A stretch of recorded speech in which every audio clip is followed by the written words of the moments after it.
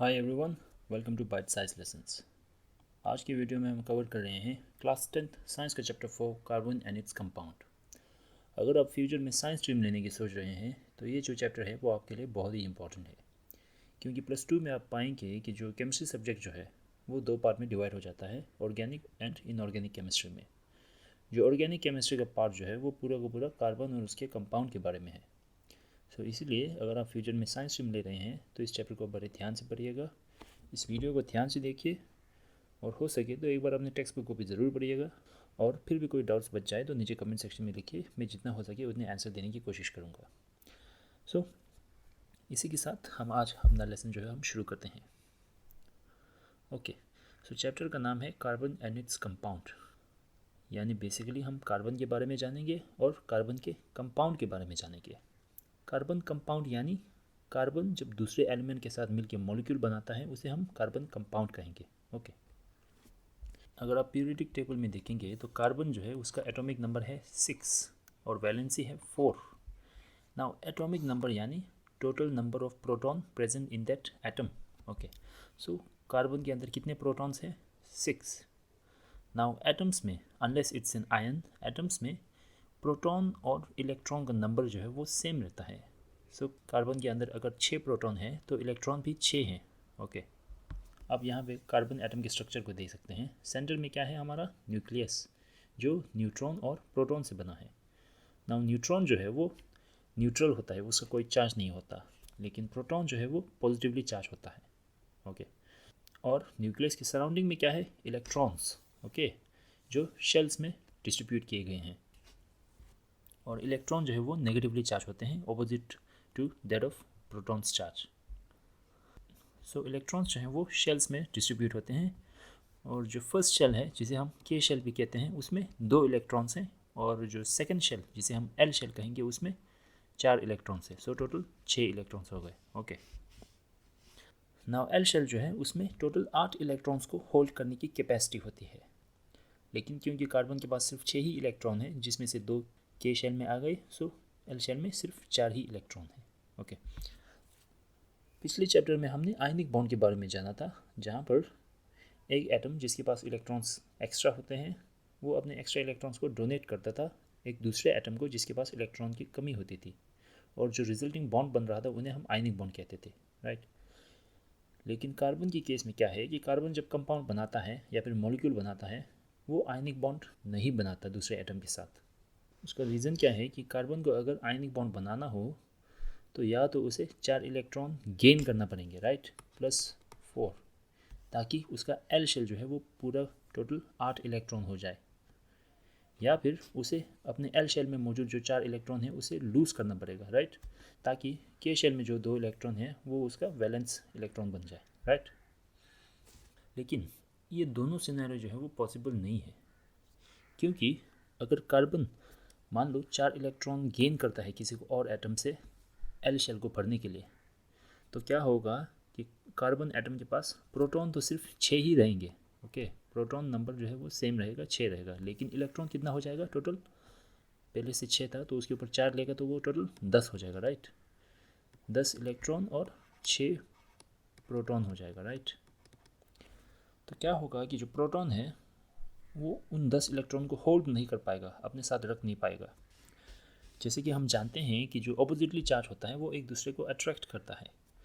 सो यहाँ पे क्या हो रहा है कि जो प्रोटॉन है वो इन इलेक्ट्रॉन्स को अपनी तरफ खींच रहा है, ओके, अट्रैक्ट कर रहा है। और उसी तरह जो सिमिलर चार्ज होते हैं वो एक दूसरे को रिपेल करते हैं, राइट। तो यहाँ पे क्या हो रहा है कि जो इलेक्ट्रॉन्स हैं वो एक दूसरे को रिपेल कर रहे हैं, एक दूसरे को धक्का दे रहे हैं दूसरी डायरेक्शन में। अब अगर कार्बन जो है वो 4 इलेक्ट्रॉन गेन करता है और 10 इलेक्ट्रॉन हो जाते हैं उसमें, तो क्या होगा, जो रिपल्शन फोर्स है, रिपल्शन यानी धक्का देने का ताकत, ओके, बिटवीन इलेक्ट्रॉन जितनी ताकत से एक दूसरे को धक्का देंगे वो कहीं ज़्यादा होगा attraction force between proton and electron. Okay, यानी कि जितनी ताकत से इलेक्ट्रॉन्स एक आपस में एक दूसरे को धक्का देंगे वो कहीं ज़्यादा होगा कंपेयर टू जितनी ताकत से प्रोटॉन इलेक्ट्रॉन को अपनी तरफ खींचता है। सो इस वजह से कार्बन जो है वो उन 4 इलेक्ट्रॉन को होल्ड नहीं कर सकता। ओके, सो ये फर्स्ट सिनेरियो जो है वो पॉसिबल नहीं हुआ। Coming to the second scenario में क्या था, कार्बन जो है वो अपने 4 इलेक्ट्रॉन को लूज़ करता है, लेकिन ये भी पॉसिबल नहीं है।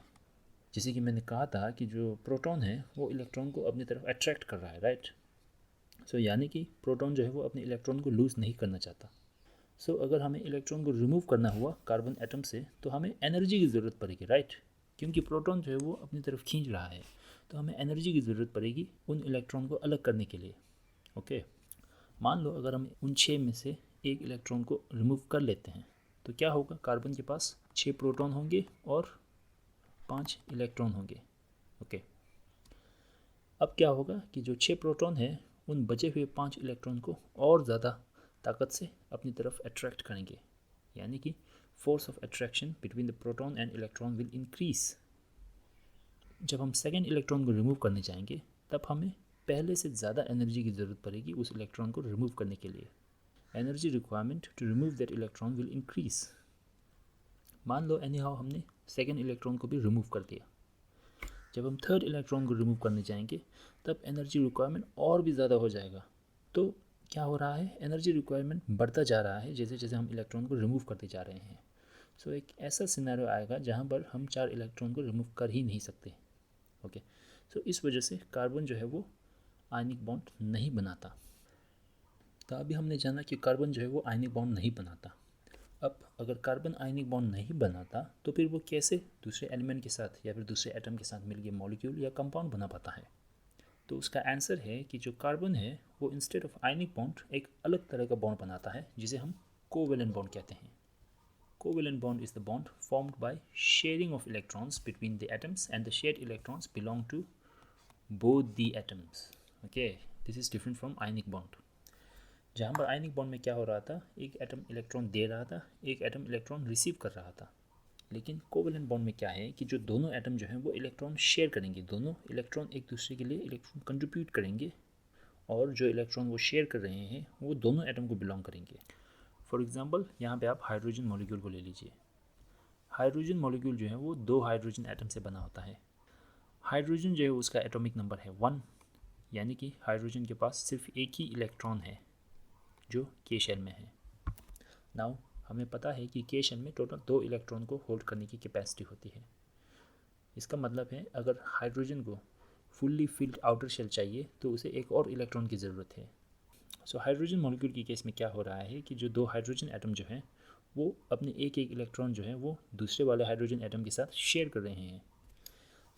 यहाँ पे आप देखिए कि ये 2 है हाइड्रोजन एटम, और ये जो क्रॉस दिख रहा है ये क्या है, उनके इलेक्ट्रॉन्स हैं।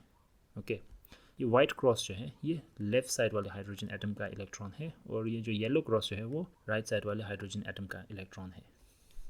ऑलराइट, तो यहाँ पे आप देख रहे हैं कि ये दोनों हाइड्रोजन एटम जो है वो अपने अपने इलेक्ट्रॉन को शेयर कर रहे हैं दूसरे के साथ। और जैसे कि हमने जाना था रिजल्टिंग बॉन्ड क्या बना, कोवेलेंट बॉन्ड।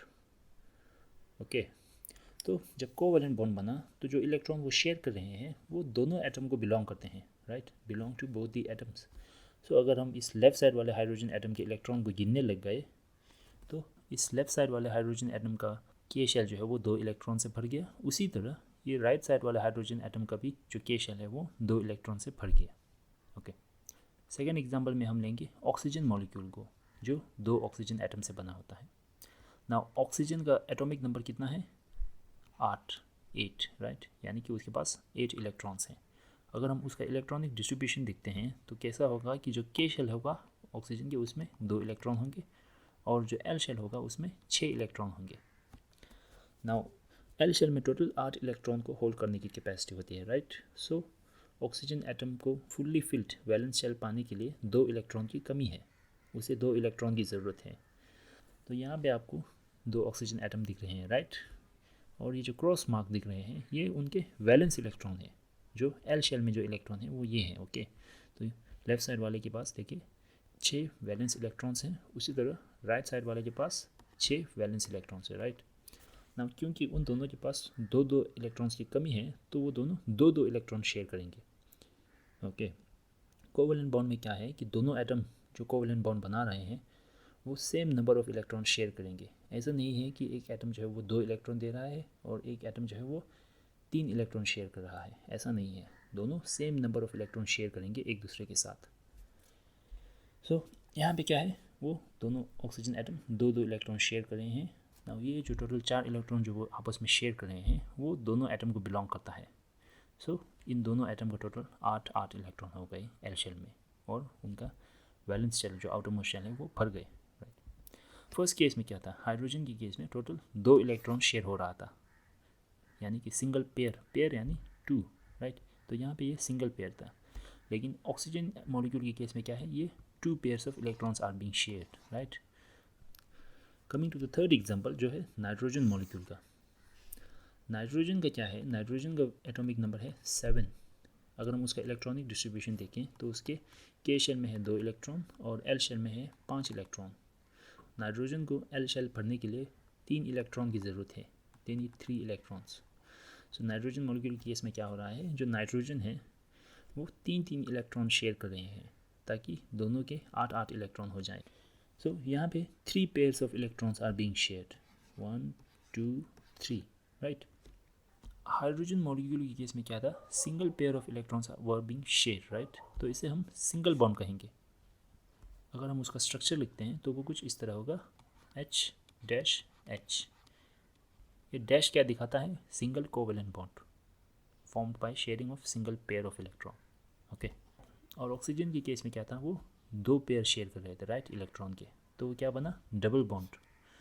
टोटल 4 इलेक्ट्रॉन थे, राइट, 2 पेयर, सो डबल बॉन्ड। अगर हम उसका स्ट्रक्चर लिखें तो वो कुछ इस तरह होगा, O double dash O। 2 covalent bond बन रहे थे ना, डबल बॉन्ड, इसलिए हमने 2 डैश लिखा। और नाइट्रोजन के केस में कितने थे, टोटल 6 इलेक्ट्रॉन शेयर हो रहे थे, यानी कि 3 pairs of electrons were being share between nitrogen atoms. उसका स्ट्रक्चर होगा N, 3 डैश होंगे, 3 covalent bond, triple bond, N। Covalent bond के केस में क्या है, single bond, double bond, triple bond, 3 types of bond were possible. अभी तक हमने जाना कि जो कार्बन है वो कोवेलेंट बॉन्ड बनाता है जब उसे कंपाउंड बनाना होता है, राइट। कार्बन की केस में आयनिक बॉन्ड पॉसिबल नहीं है। कार्बन जो है, जैसे कि हमने कहा था कि कार्बन जो है वो दूसरे एलिमेंट से अलग है। कार्बन जो है 30 लाख से ज़्यादा अलग अलग तरह के कार्बन कंपाउंड बना पाता है। ऐसा कोई और एलिमेंट है ही नहीं जो इतने सारे कंपाउंड बना पाता है, जिस वजह से कार्बन जो है वो बहुत ही वर्सेटाइल है। वर्सेटाइल यानी वो अलग अलग फॉर्म में पाया जाता है। अब हम जानेंगे कार्बन के कुछ प्रॉपर्टीज़ के बारे में, जिसके बदौलत कार्बन जो है वो इतने सारे अलग अलग तरह के कंपाउंड बना पाता है। पहला प्रॉपर्टी जो कार्बन को इतना वर्सेटाइल बनाता है, जिसकी बदौलत वो इतने सारे कंपाउंड बना पाता है, वो है catenation. Catenation is the ability of carbon atom to bond with other carbon atom and form a large molecule. यानी कि कैटिनेशन एक ऐसा प्रॉपर्टी है जिसकी बदौलत एक कार्बन एटम दूसरे कार्बन एटम के साथ बॉन्ड बना पाता है, और बॉन्ड बनाने पर वो एक बहुत ही बड़ा मॉलिक्यूल बना पाता है। फॉर एग्जांपल आप यहाँ भी देखिए, इस केस में देखिए, कार्बन जो है दूसरे कार्बन के साथ बॉन्ड बनाकर इसने एक 7 कार्बन लंबा एक चेन बनाया है। अगर वो एक और कार्बन जोड़ता है उसके ऊपर तो ये 8 कार्बन चेन हो गया। तो यहाँ पे कंपाउंड जो है वो चेंज हो गया, एक दूसरा कंपाउंड बन गया। और उसी तरह उसके ऊपर एक और कार्बन जोड़ता है तो वो 9 कार्बन का एक कंपाउंड बन गया, ये एक और नया कंपाउंड बन गया। कैटिनेशन की बदौलत कार्बन जो है वो एक ऐसा कंपाउंड बना सकता है जहाँ पर वो 100 से भी ज़्यादा कार्बन एटम से बना हो। सेकंड फीचर जो कार्बन को इतना वर्सेटाइल बनाता है वो है उसका टेट्रावैलेंसी। जैसे कि हमने जाना था कार्बन का वैलेंसी कितना है, 4, राइट। कार्बन का वैलेंसी 4 होने की वजह से कार्बन जो है वो 4 कोवेलेंट बॉन्ड बना सकता है दूसरे एटम के साथ मिलके। फॉर एग्जांपल अगर कार्बन जो है वो 4 हाइड्रोजन एटम के साथ कोवेलेंट बॉन्ड बनाता है तो ये क्या हो गया, CH4, राइट। एक कार्बन 4 हाइड्रोजन एटम के साथ जुड़ा है, राइट। तो ये क्या है, ये है मीथेन, ये एक कंपाउंड है। अगर इन हाइड्रोजन में से एक हाइड्रोजन को हम रिप्लेस कर देते हैं क्लोरीन से तो ये क्या होगा, क्लोरोमीथेन। तो ये कंपाउंड चेंज हो गया। उसके बाद अगर हम एक और हाइड्रोजन को रिप्लेस करते हैं क्लोरीन के साथ तो ये क्या हो गया, डाइक्लोरोमीथेन। तो ये फिर से कंपाउंड जो है वो चेंज हो गया। डाइक्लोरोमीथेन जो है वो क्लोरोमीथेन से अलग कंपाउंड है। सो यहाँ पे कार्बन जो है वो टेट्रावैलेंसी की बदौलत अलग अलग तरह के एलिमेंट के साथ कोवेलेंट बॉन्ड बनाकर अलग अलग तरह के कंपाउंड बना पा रहा है। थर्ड फीचर जो कार्बन को इतना वर्सेटाइल बनाता है वो है मल्टीपल बॉन्ड्स। कैटेनेशन के दौरान हमने जाना था कि कार्बन जो है वो दूसरे कार्बन एटम के साथ कोवेलेंट बॉन्ड बना पाता है ना। उसका एक और ख़ास बात क्या है कि जो कोवेलेंट बॉन्ड कार्बन दूसरे कार्बन एटम के साथ बनाता है वो सिंगल बॉन्ड भी हो सकते हैं, डबल भी हो सकते हैं और ट्रिपल बॉन्ड भी हो सकते हैं। सो जब हम कार्बन के बीच बॉन्ड को चेंज करते हैं, मान लो डबल से सिंगल या फिर सिंगल से ट्रिपल भी जाते हैं, तो वो कंपाउंड भी चेंज हो जाता है। फॉर एग्जांपल इस पहले वाले एग्जांपल को देखिए, ये है इथेन का स्ट्रक्चर। जो रेड डॉट्स आपको दिख रहे हैं ये कार्बन के वैलेंस इलेक्ट्रॉन है और जो क्रॉस आपको दिख रहे हैं वो हाइड्रोजन के इलेक्ट्रॉन है। तो यहाँ पे आप देख सकते हैं कि एक एक कार्बन जो है वो 4 बॉन्ड बना रहा है, एक बॉन्ड दूसरे कार्बन एटम के साथ और 3 बॉन्ड 3 हाइड्रोजन एटम के साथ। ओके, अगर हम उसका स्ट्रक्चर लिखते हैं तो वो कुछ इस तरह होगा। C 2 इलेक्ट्रॉन शेयर कर रहे हैं तो ये सिंगल बॉन्ड है बिटवीन कार्बन, तो ये इथेन का स्ट्रक्चर है। ओके, उसका अगर हम फॉर्मूला लिखें तो वो कुछ इस तरह होगा C2H6, राइट। तो ये सिंगल बॉन्ड है, कार्बन एटम के बीच क्या है, सिंगल बॉन्ड है। तो इन्हें हम क्या कहेंगे, सैचुरेटेड कार्बन कंपाउंड कहेंगे। सैचुरेटेड यानी कार्बन एटम्स के बीच सिंगल बॉन्ड है, carbon compound. Okay, now second case में देखिए, सेकंड एग्जांपल में यहाँ पे कार्बन जो है वो दूसरे कार्बन एटम के साथ डबल बॉन्ड बनाया है। देखिए टोटल 2 इलेक्ट्रॉन शेयर कर रहे हैं और जो रिमेनिंग 2 इलेक्ट्रॉन जो है कार्बन के वैलेंस इलेक्ट्रॉन वो 2 हाइड्रोजन एटम के साथ कोवेलेंट बॉन्ड बनाया है। इसे हम क्या कहेंगे, इथीन कहेंगे।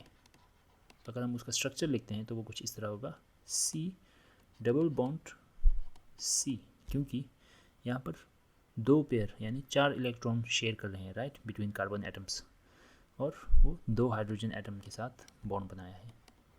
तो ये क्या है, इथीन है। अगर हम उसका फॉर्मूला लिखें तो वो कुछ इस तरह होगा C2H4। थर्ड एग्जांपल में देखिए, जो कार्बन एटम्स जो हैं वो एक दूसरे के साथ ट्रिपल बॉन्ड बना रहे हैं क्योंकि वो 3 पेयर इलेक्ट्रॉन शेयर कर रहे हैं, राइट। ये क्या है, ये है इथाइन। अगर हम उसका स्ट्रक्चर लिखें तो वो कुछ इस तरह होगा, उसका फॉर्मूला क्या होगा C2H2।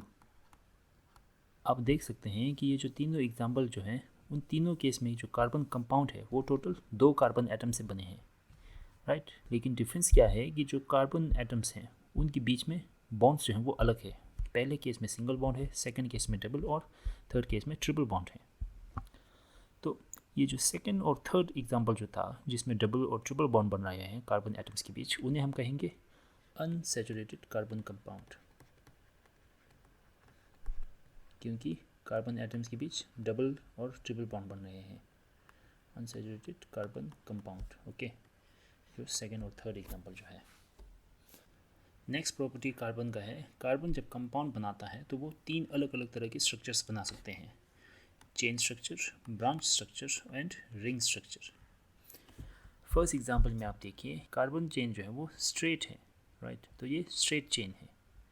सेकंड एग्जांपल में देखिए कि ये जो कार्बन का जो चेन है वो स्ट्रेट नहीं है बल्कि ये फैल रहा है, राइट। सी, ये टी स्ट्रक्चर बना रहा है, ये फैल रहा है बिल्कुल एक ट्री के ब्रांच की तरह, तो इसे हम ब्रांच स्ट्रक्चर कहते हैं। और जो थर्ड एग्जांपल है उसमें देखिए ये एक रिंग स्ट्रक्चर है, ये पूरा का पूरा एक क्लोज स्ट्रक्चर बना है, right, there are no ends, free ends, तो इसे हम क्या कहते हैं, रिंग स्ट्रक्चर। जो चेन स्ट्रक्चर और जो ब्रांच स्ट्रक्चर है वो दोनों का अगर हम फॉर्मूला देखें तो वो दोनों का फॉर्मूला सेम है। ये दोनों 5 कार्बन से बने हैं और दोनों में टोटल 12 हाइड्रोजन एटम है।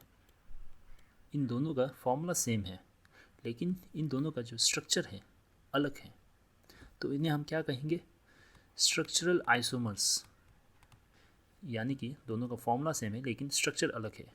स्ट्रक्चर अलग होने के कारण दोनों के प्रॉपर्टी जो है वो अलग होते हैं, सो दोनों अलग कंपाउंड है।